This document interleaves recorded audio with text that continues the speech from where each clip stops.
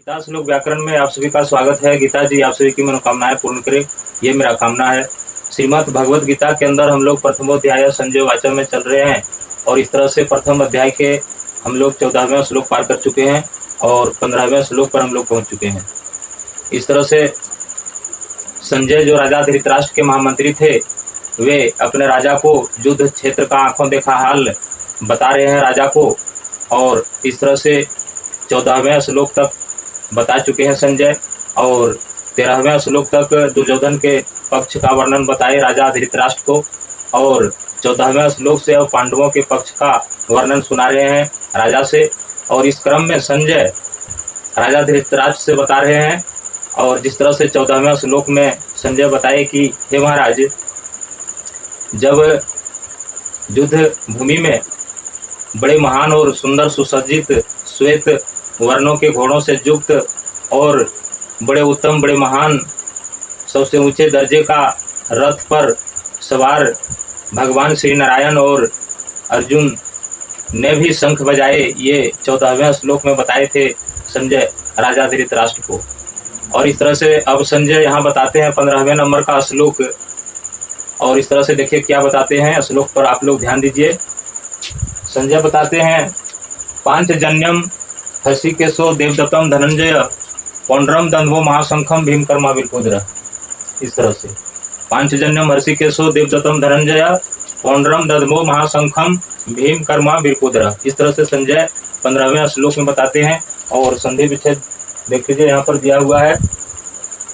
और इस तरह से अब संजय बताते हैं अपने राजा से कि हे राजन, उस महान रथ पे सवार कृष्ण और अर्जुन ने भी शंखनाद किए, और ये 14वें श्लोक में बताए थे। और ये 15वें श्लोक में बताते हैं कि देखिए अब कौन कौन से शंख किसने बजाए।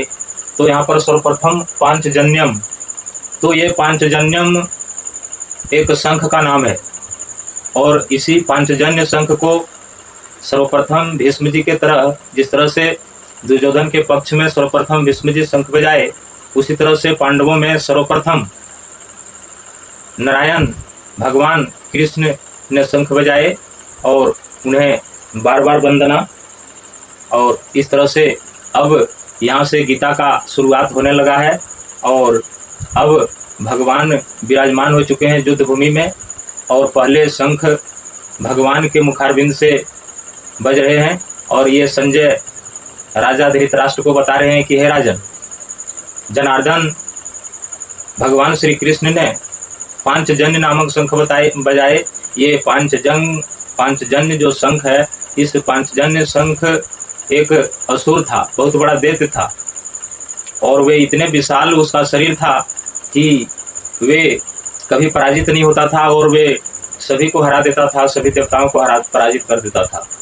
इसलिए भगवान नारायण ने उस असुर रूपी शंखासुर को मारकर उसके हड्डी को शंख रूप से धारण किए थे, और उसमें 5 छेदा थे 5 जगह से, और 5 तरह के ध्वनि उसमें निकलता था। उस शंख में यही खूबी था कि उसमें 5 तरह के आवाज़ निकलते थे, और बड़े भयंकर बड़े जोरों की आवाज़ होता था उस शंख को, और एक जगह से हवा भरने पर 5 जगह से आवाज़ निकलते थे, और उस आवाज़ को सुनकर दुश्मन दहल जाते थे।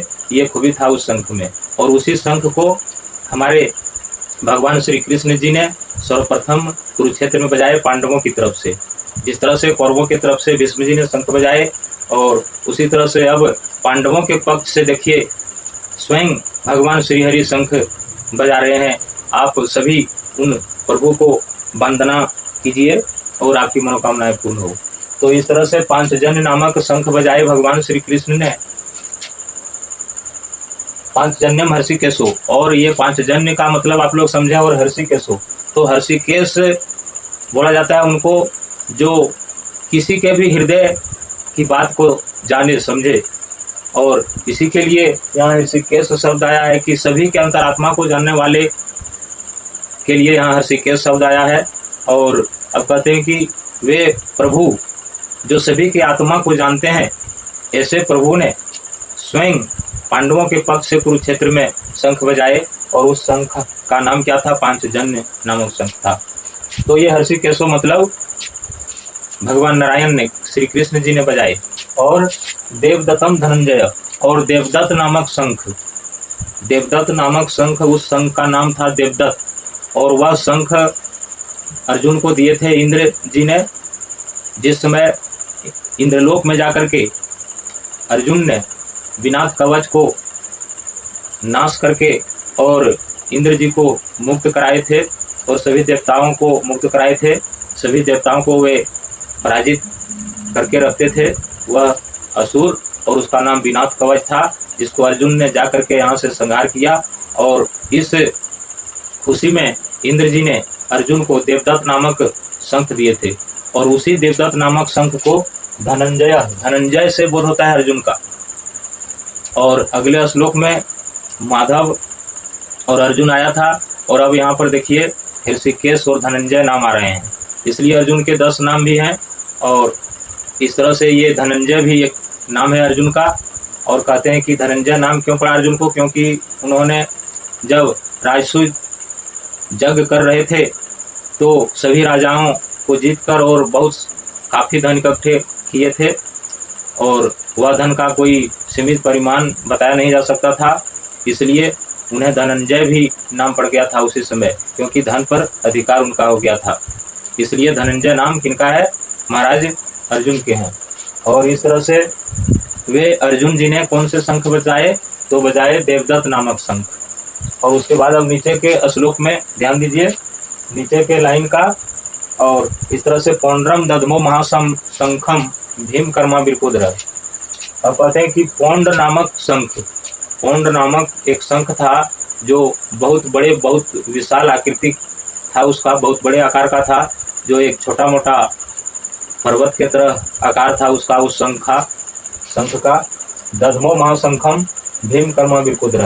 अब कहते हैं कि उस महाशंख को, पौंड नामक शंख को बजाए, किसने बजाए, महाशंखम, और उस पौंड नाम था उस शंख का, और वे बड़े महाशंखम मतलब बड़े महान शंख था, और बड़े विशाल आकृति का, विशाल आकार का वो शंख था। और भीम कर्मा विरकोदर से कहते हैं कि भीम कर्मा, भीम कर्मा का मतलब होता है जिसका भयानक कर्म हो। तो इस तरह से भीम का कर्म बड़े भयानक थे, उनके शक्ति इतने थे उनमें कि उन्होंने बड़े बड़े दैत्यों को, बड़े बड़े राक्षसों को और बड़े बड़े योद्धाओं को मल्ल युद्ध से परास्त कर दिए थे। इसीलिए उनको भीम कर्मा मतलब भयानक कर्म करने वाले के लिए यहाँ पर भीम कर्मा आया है, तो ये भीम के लिए है।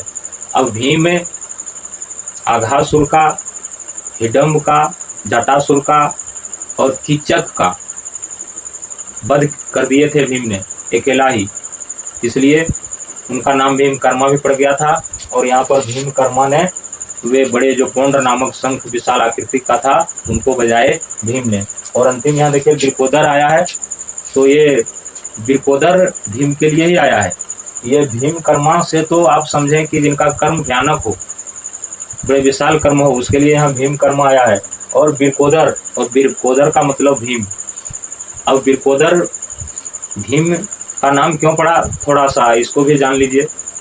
अब देखिए भीम के उदर में, उदर मतलब होता है पेट, भीम के पेट में वृक्क नामक ग्रंथि, ये जो वृक्क है, वृक्क नामक ग्रंथि बड़े आकार का था। और उस वृक्क नामक ग्रंथि को बड़े आकार में रहने के चलते भीम जो है सो बहुत अधिक से अधिक भोजन को बहुत कम से कम समय में पचाने की क्षमता रखते थे। इसलिए वृक्क की ग्रंथि बड़े आकार का होने से उनके पेट में भीम का नाम विरकोदर भी पड़ा, इसलिए यहाँ विरकोदर आया है। तो इस तरह से ये विरकोदर से भीम का बोध होता है। और भीम ने कौन से शंख बजाए, पौंड नामक शंख बजाए जो बड़े विशाल आकृति के थे। और इस तरह से ये संजय राजा धृतराष्ट्र को बता रहे हैं कि पांचजन्य भगवान कृष्ण ने बजाए, और देवदत्त नामक शंख अर्जुन ने बजाए, और पौंड नामक शंख को भीम ने बजाए, और बड़े घनघोर ध्वनि हुआ, ये बताए राजा को। और इस तरह से ये 15वें नंबर का श्लोक प्रथम अध्याय का है। और आगे 16वें श्लोक में संजय और भी जिन्होंने शंख बजाए उनके बारे में राजा को बताएंगे। और इस तरह से अब गीता का समझिए कि शुरुआत हो चुका है, इसलिए आप सभी इस चैनल को जो सब्सक्राइब नहीं किए हैं वे चैनल को सब्सक्राइब करें, क्योंकि श्रीमद् भगवद गीता के जटिल से जटिल श्लोकों का उच्चारण आप जान सकेंगे इस चैनल के माध्यम से, और हिंदी भी जान सकेंगे। और इस तरह से इस चैनल का उद्देश्य है शुद्ध उच्चारण बताना। और इसलिए आप जय गीता जी, जय गोविंद, राधे राधे।